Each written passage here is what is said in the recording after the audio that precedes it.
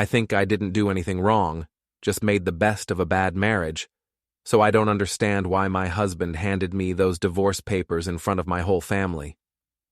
All I did was let someone who actually cared about me stay for the night, but now everyone's acting like I'm the villain. If he wants to make this a legal battle, fine, but he shouldn't be surprised by how things turned out. Before we dive deeper into this story, I have one small request. Please subscribe, drop a like, comment, and hit that hype button to boost this channel so more people can discover these incredible stories. The rain hammered against our suburban home's windows like an accusation I wasn't ready to face. Martin had been giving me the silent treatment for 3 days, ever since he'd seen Jonas drop me off after our work meeting at the coffee shop. My husband's paranoia was exhausting. "Isolda, we need to talk," Martin said, appearing in the kitchen doorway. His dark hair was disheveled, and those tired eyes behind his glasses held something I'd grown to resent: disappointment. "About what?"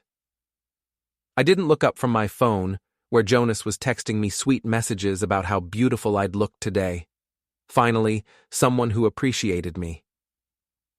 "About Jonas, about these late nights, about whatever this is." Martin's voice cracked slightly, and I felt a familiar surge of irritation mixed with guilt. Guilt I immediately pushed away. "Jonas is my friend from work. You remember friendship, don't you? That thing you used to have before you became a hermit, who only talks to computers?" I set my phone down harder than necessary. "I'm sorry if having someone who actually listens to me threatens you." Martin stepped closer, and I could see he'd been crying. It should have moved me, but instead it felt manipulative. "Isolda, please. I know I've been distant with work stress, but we can fix this. I love you. I love our family." "Love?" I laughed bitterly. "When's the last time you asked about my day? When's the last time you looked at me the way you look at your precious code? Jonas actually cares about what I think, what I feel. Jonas doesn't have a 6-year-old daughter with you. He doesn't have a mortgage and a marriage, and that's exactly the problem." I stood up, my chair scraping against the floor. "Everything with you is about obligation, about what we have to do, not what we want to do." My phone buzzed. "Jonas. Storm's getting bad. You okay? I could come check on you if Martin's working late again." Perfect timing. "You know what, Martin? If you can't trust me to have friends, if you're going to interrogate me every time someone shows me basic human kindness, then maybe you should just leave." "Leave?" Martin's face went white. "Isolda, it's pouring rain and—" "I don't care about the rain!" I was shouting now, and I heard Ella's bedroom door creak. She was listening. Good. Let her see how unreasonable her father was being. "I'm tired of walking on eggshells around your insecurities. Jonas would never make me feel this way." "Jonas?" Martin's voice was barely a whisper. "You're comparing me to Jonas?" I was already typing back to Jonas. "Yes, please come. Martin's being impossible." "I'm not comparing anyone to anyone. I'm just saying that some people know how to treat a woman with respect." I walked to the front door and opened it.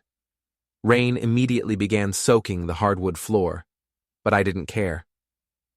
"If you can't handle that, I have friends who value me. Then maybe you should go think about what kind of husband you want to be." Martin stared at me in disbelief. "You're kicking me out? In a storm?" "I'm giving you space to figure out your priorities." He looked toward the stairs where Ella was probably hiding, then back at me. Something shifted in his expression. The hurt was still there, but it was hardening into something else. Resolve, maybe. "Fine," he said quietly, grabbing his keys and wallet from the hall table.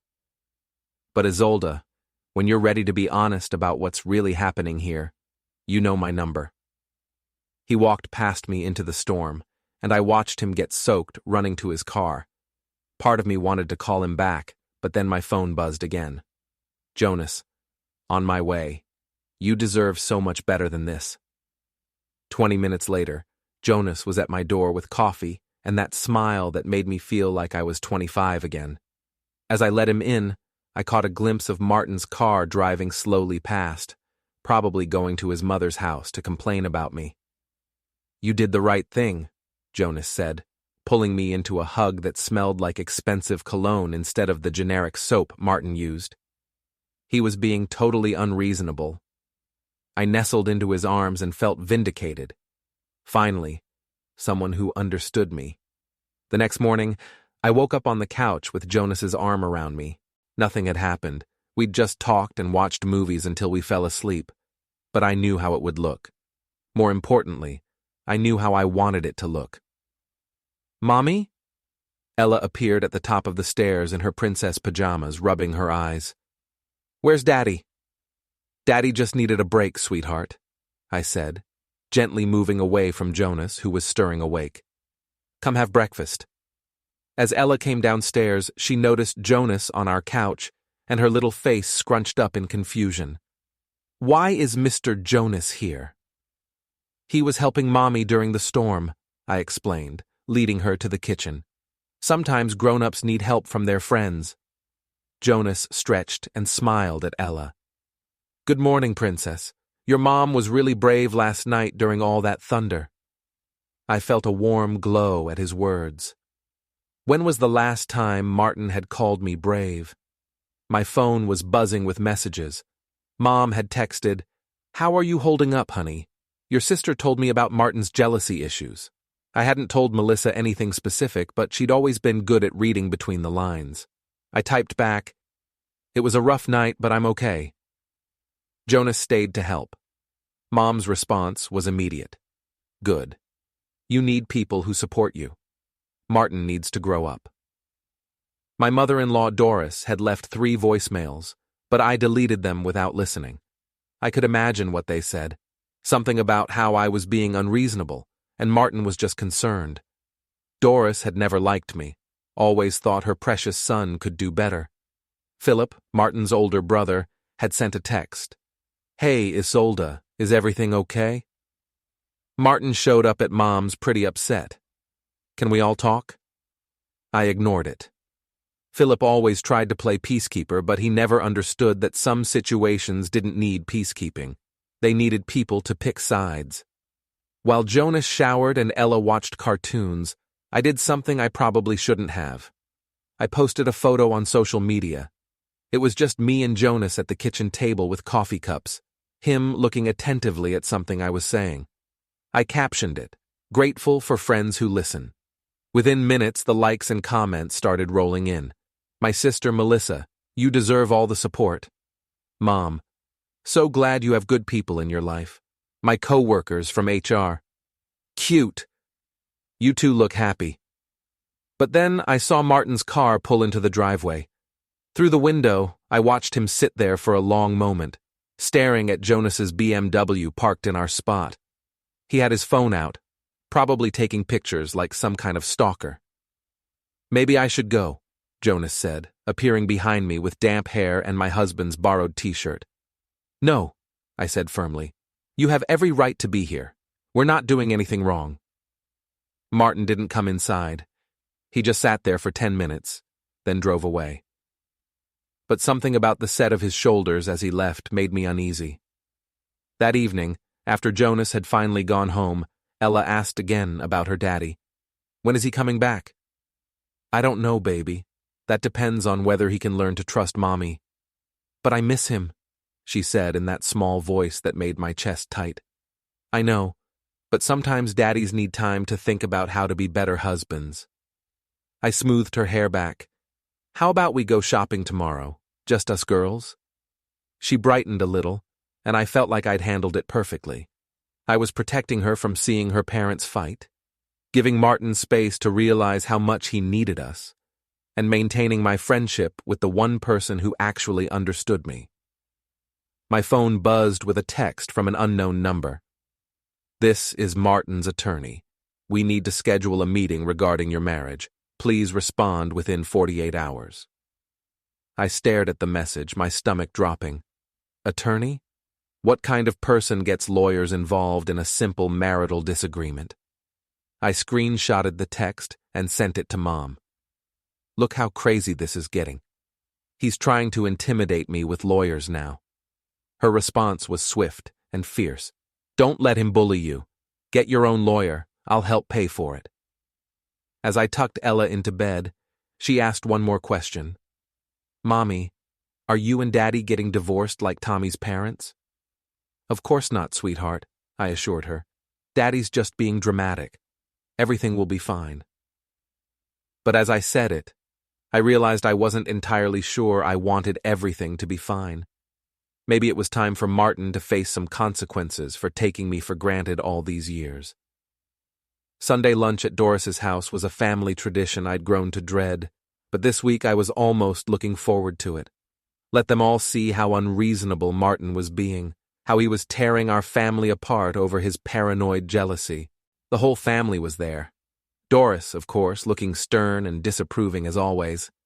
Philip and his wife Sarah, Mom and Melissa, who'd driven over to support me through this difficult time, and Martin, who barely looked at me when we arrived. Isolda, dear, Doris said in that tone that managed to make dear sound like an insult. How are you holding up? I'm fine, Doris. It's been challenging having my friendship questioned and my integrity attacked, but I'm managing. Martin was cutting his roast beef with more force than necessary. Ella sat between us, looking confused by the tension. Well, Mom said, setting down her fork with a sharp clink. I think it's admirable that Isolda has friends who support her. Not everyone is lucky enough to have that. Support? Doris repeated flatly. Is that what we're calling it? What else would you call it? I asked, letting hurt creep into my voice. Jonas has been nothing but respectful and kind. He listens to me. He cares about my feelings. He spent the night in our house, Martin said quietly, not looking up from his plate. The table went silent except for the sound of Ella's fork against her plate. He stayed on the couch during a storm because I was scared and alone after my husband abandoned me, I said, my voice rising. God forbid someone show me basic human compassion. Abandoned you? Martin finally looked at me, and I was shocked by how hollow his eyes looked. You literally opened the door and told me to leave. Because you were being controlling and paranoid. I turned to address the table. He's been tracking my location, questioning every text message, interrogating me about my friendships. I felt like I was living with a prison warden, not a husband. Melissa reached over and squeezed my hand. That's not healthy, Martin. Isolda deserves to have friends. Friends, Philip said carefully, don't usually spend the night when the spouse isn't home. It was an emergency. I was getting louder now, but I couldn't help it. The storm was terrible. I was frightened, and Jonas was worried about me. What was he supposed to do? Leave me alone and terrified? You could have called me, Martin said. You could have called my mother or Philip or... I shouldn't have to call anyone. I'm a grown woman who can have friends over to her own house. Isolda, Doris said icily. That man is not just a friend and everyone at this table knows it.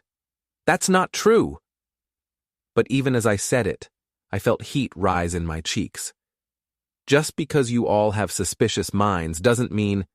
Mom, Ella said quietly, tugging on my sleeve, you're being loud. I looked down at my daughter's worried face and felt a stab of guilt, but I pushed it aside. She needed to understand that sometimes people have to stand up for themselves. I'm sorry, baby, but sometimes grown-ups have to have difficult conversations. Martin stood up abruptly, his chair scraping against the floor. For a moment, I thought he was going to yell, to finally lose his temper and prove to everyone how unreasonable he was being. Instead, he reached into his jacket pocket and pulled out a manila folder. Since we're having difficult conversations, he said in a voice I'd never heard before, calm, cold, final, I think everyone should see these. He opened the folder and began spreading papers across the table. Text message printouts. Lots of them. My stomach dropped as I recognized the conversations. Jonas and me talking about Martin, complaining about my marriage, planning our coffee dates, and worse, much worse. Jonas, I can't stop thinking about you. Me. I know. This is so complicated, Jonas. You deserve someone who appreciates you. Me. Sometimes I wonder what life would be like if I'd met you first. Martin, I started, but my voice came out as a croak. There are 43 pages, he said, still in that terrifyingly calm voice. Spanning 6 months. Would you like me to read some of the highlights aloud, or should I let everyone browse at their own pace? The table was dead silent. Even Ella had stopped eating. Those are private conversations, I managed. You had no right. I had no right? Now there was emotion in his voice, but it wasn't the explosion I'd expected. It was something much more dangerous. Disappointment so deep it had crystallized into resolve.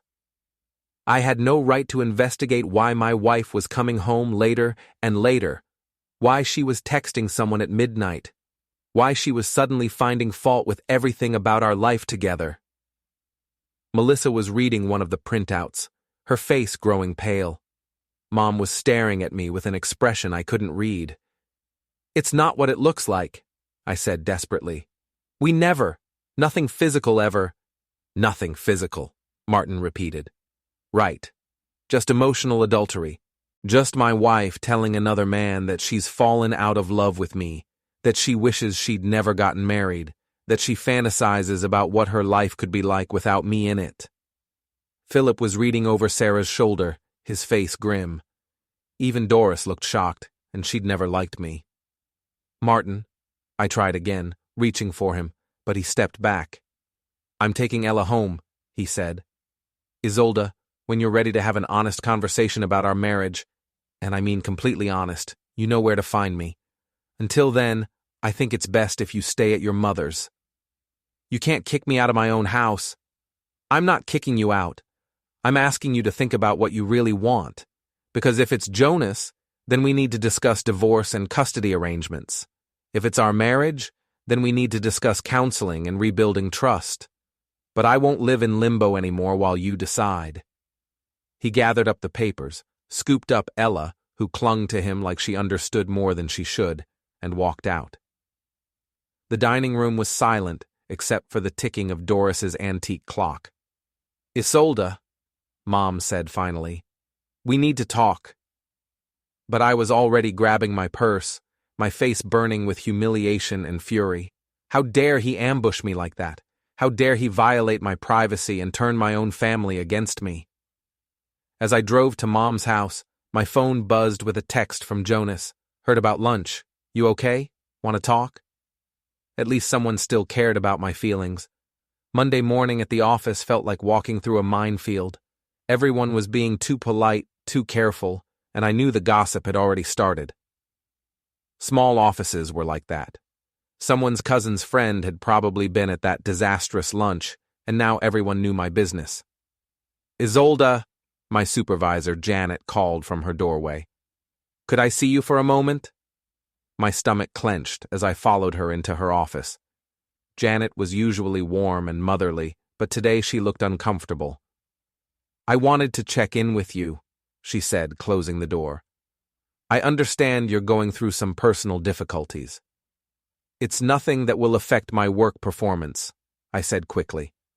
I'm sure it won't, but I did want to discuss the situation with Jonas. My cheeks burned. What situation? Isolda, you know I like you both. You're good employees, but there have been observations. Long coffee breaks, staying late together, and now with your marital situation. Jonas and I are friends. We've never done anything inappropriate at work. I believe you. But perception matters, especially in HR. I think it would be best if you maintain professional distance for a while. Let things settle down at home. I wanted to argue, but Janet's tone made it clear this wasn't a suggestion. As I walked back to my desk, I felt Jonas's eyes on me, but I couldn't look at him. Not here, not with everyone watching. At lunch, I met him at our usual coffee shop off campus. "This is insane," he said, sliding into the booth across from me. "Martin's trying to destroy your reputation." "I know, and it's working." I stirred my latte absently. "Janet basically told us we can't be friends at work anymore." Jonas was quiet for a long moment. Maybe we should cool things down for a while, just until your divorce is finalized." "Divorce?" I looked up sharply. "Who said anything about divorce?" "Isolda, come on. After yesterday, there's no coming back from that." "Martin's just being dramatic. Once he calms down—" "He hired a lawyer." The words hit me like a physical blow. "What?" "Sarah told me. Philip told her. Martin met with a divorce attorney this morning." I stared at Jonas, waiting for him to take it back, to say he was joking, but his expression was serious, almost relieved. "You're pulling away," I said suddenly. "Now that things are complicated, you're backing off." "That's not—" "It is. When I was safely married and unavailable, I was fascinating. But now that I might actually be free, you're scared." Jonas shifted uncomfortably. "Isolda, you know I care about you, but this is all happening so fast. Maybe you should try to work things out with Martin, for Ella's sake." I felt like I'd been slapped. "For Ella's sake. You've been telling me for months that I deserve better, that Martin doesn't appreciate me, that I should put my happiness first. And now you want me to go crawling back to him?" "I never told you to leave your husband." "You didn't have to. You made it clear that you understood me in ways he never could, that you saw my worth when he didn't. Was that all just— what? A game to you?" Jonas reached across the table, but I pulled my hands away. "It wasn't a game. But Isolda, I'm 29. I'm not ready to be a stepfather. I'm not ready for divorce drama and custody battles, and I'm not ready to lose everything for someone who was just passing time with me." I left the coffee shop feeling more alone than I had in years. At least with Martin, I'd known where I stood. His love might have been quiet and steady rather than exciting, but it had been real. My phone buzzed with an email from Martin's attorney. "Mrs. Vane, we need to schedule a meeting to discuss temporary custody arrangements and financial support. Please respond within 24 hours, or we will proceed with filing motions without your input." I forwarded the email to Mom with a message. "Can you recommend a lawyer? This is getting out of hand." But even as I typed it, I wondered if it was Martin who was out of hand, or if I'd been the one spinning out of control all along. That evening, staying at Mom's house, I tried calling Martin. "What do you want, Isolda?" His voice was flat, businesslike. It scared me more than yelling would have. "I want to talk. Really talk. Can we meet somewhere?" "My attorney advised against that. If you want to communicate, it should be through email or through our lawyers." "Martin, please. We have a daughter together. We have 6 years of marriage. Doesn't that count for something?" There was a long pause. "It counted for everything. That's why this hurts so much." "I made mistakes," I said, the words feeling foreign in my mouth. "But we can fix this. I'll cut contact with Jonas. We can do counseling. You'll cut contact with Jonas now? After I've been asking you to do that for months? After you chose him over our marriage repeatedly?" "I didn't choose him over our marriage. You threw me out of our house in a storm so you could spend the night with him. You posted pictures of you two together on social media while I was sleeping at my mother's house. You told him things about our marriage, about me, that you never told me you were feeling." Each word was like a nail in a coffin I'd built myself. "I was confused," I whispered. "I felt neglected and unappreciated, and he was there, and he listened. I would have listened. I begged you to talk to me. But instead of working on our marriage, you worked on replacing me." The line went quiet, and I realized he'd hung up. I sat in Mom's guest room, staring at my phone, and for the first time since this all started, I wondered if I was the villain in this story after all. The mediation office smelled like industrial carpet and broken dreams. I sat across from Martin at a conference table that felt like a chasm, our lawyers flanking us like generals preparing for war. Martin looked different, thinner but somehow stronger. He'd gotten a haircut, was wearing a suit I'd never seen before, and when he looked at me, it was with the polite distance of a stranger. "Mrs. Vane," the mediator began, "your husband has filed for legal separation with a request for primary custody of your daughter. He's also requesting division of assets and spousal support arrangements. Would you like to respond to these requests?" My lawyer, a sharp woman named Rebecca, whom Mom had found, cleared her throat. "My client believes these requests are excessive and punitive. Mr. Vane is attempting to weaponize a simple marital disagreement." Simple marital disagreement? Martin's lawyer, a grandfatherly man with steel in his eyes, opened a thick folder. "Let's review the evidence, shall we?" What followed was the most humiliating hour of my life. They had everything. Text messages between Jonas and me going back 6 months. Credit card statements showing expensive lunches and gifts I'd bought him. GPS data from my phone showing I'd lied about working late when I was actually at his apartment. Photos taken by neighbors of his car in our driveway overnight. Social media posts that painted a clear picture of an affair. "Mrs. Vane," the mediator said gently, "did you engage in an extramarital relationship with Jonas Mercer?" I looked at Rebecca, who nodded slightly. It was emotional support during a difficult time in my marriage. Nothing physical happened." Martin's lawyer slid another paper across the table.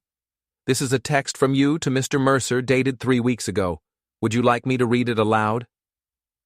I recognized it immediately, a message I'd sent after a particularly vivid dream about Jonas. My face burned as I shook my head. "The point is," Rebecca said, trying to regain control, "that my client was neglected in her marriage. She sought companionship elsewhere, but she never abandoned her responsibilities as a mother." "About that," Martin's lawyer said. He produced another set of documents.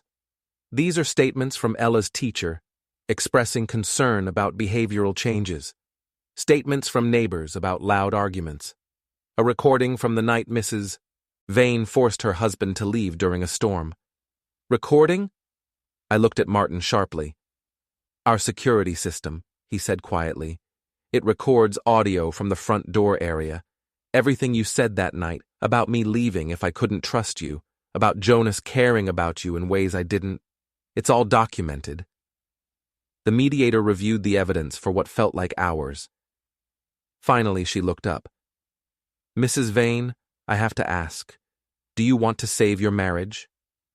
The question hung in the air like smoke. 6 months ago, the answer would have been automatic. Of course I wanted to save my marriage. Martin was a good father, a steady provider, a decent man. But sitting across from him now, seeing the way he looked at me, not with anger, but with a kind of tired resignation, I realized the marriage was already over.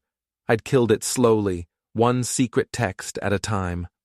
"I want what's best for Ella," I said finally. "That's not what I asked." I glanced at Martin, hoping to see some flicker of the man who used to bring me coffee in bed, who used to laugh at my terrible jokes, who used to look at me like I was the most interesting person in the world. Instead, I saw a stranger who'd been hurt too deeply to ever trust me again. "No," I whispered. "I don't think I can save it." The mediator nodded. "Then let's discuss terms." What followed was a systematic dismantling of the life I'd built. Martin would get primary custody of Ella. I could have her alternate weekends and 1 evening per week. He would keep the house, since he could afford the mortgage alone and provide stability for Ella. I would get my car, my personal belongings, and a modest settlement that would help me start over. "This seems fair," the mediator said. "Mrs. Vane, do you agree to these terms?" I looked around the room, at Martin, who was staring at his hands, at my lawyer, who was nodding encouragingly, at the stack of evidence that painted me as exactly the kind of person I'd never wanted to be. "What about Jonas?" I asked suddenly. Martin looked up, surprised. "What about him?" Are you going to... Will this affect his job? For the first time all day, Martin's expression softened slightly. Isolda, Jonas made his choice when he decided to pursue a married woman. But I'm not interested in revenge. I just want to move on. I signed the papers with shaking hands, each signature feeling like a small death. As we gathered our things to leave, Martin approached me. For what it's worth, he said quietly, I did love you. I loved you enough to fight for us, but I can't love someone who doesn't want to be loved by me. Martin, Take care of yourself, Isolda. And please, for Ella's sake, think about the kind of person you want to be going forward. He left with his lawyer, and I was alone with Rebecca and a pile of papers that represented the end of everything I'd once thought I wanted. 3 months later, I sat in the courthouse waiting room, watching Martin play quietly with Ella in the corner. She was going home with him today. It was his week, and after today, it would be official. The divorce had been finalized quickly once we'd agreed to mediation terms. Martin had been fair, even generous, considering what I'd put him through. He'd even helped me find an apartment and move my things, maintaining a polite distance that somehow hurt more than anger would have. Jonas had transferred to another department at work, then eventually left the company altogether. We'd texted a few times in the weeks after the mediation, but the spark that had seemed so electric when I was married felt forced and awkward when I was free. He'd moved on quickly. I'd heard through office gossip that he was dating someone from his new job, someone single, uncomplicated, without children or ex-husbands or messy emotional baggage. Isolda? Martin approached, Ella's hand in his. The clerk is ready for us. I stood on shaky legs. This was it. The final signature, the last stamp, the official end of the life I'd thrown away. In the clerk's office, surrounded by filing cabinets and fluorescent lights, we signed the last documents. The clerk, a tired-looking woman who'd probably seen 1,000 marriages end, stamped everything with practiced efficiency. Congratulations, she said without emotion. You're officially divorced. Ella looked between us with confusion. We'd tried to explain it to her in age-appropriate terms, but how do you tell a 6-year-old that Mommy made choices that broke the family? Can I talk to you? I asked Martin as we walked toward the parking garage. He glanced at Ella, who was distracted by a vending machine. Quickly, I know I don't have the right to ask this, but do you think you'll ever forgive me? Martin was quiet for so long, I thought he wouldn't answer. I forgave you months ago, he said finally.